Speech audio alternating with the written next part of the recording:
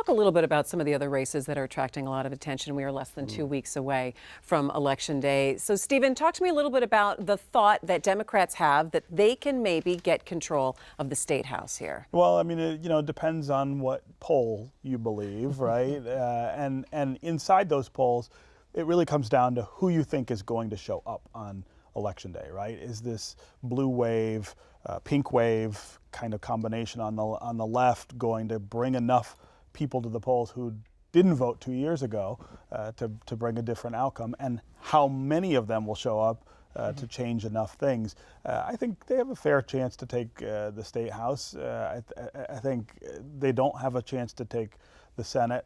I worry a little about Dana Nessel and Tom Leonard. That race is much closer than the other statewide races are at this point.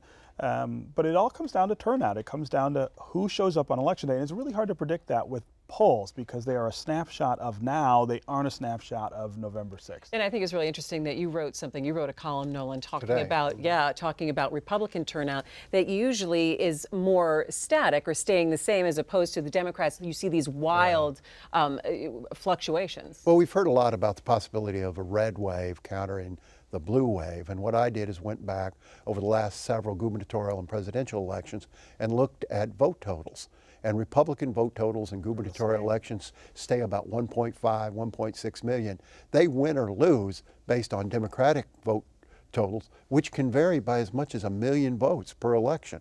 And so it's the Democrats who surge and wane, Republicans stay steady. And if it's a 4 million person turnout this year in Michigan, I would think Republicans be having a hard time holding on to any seat.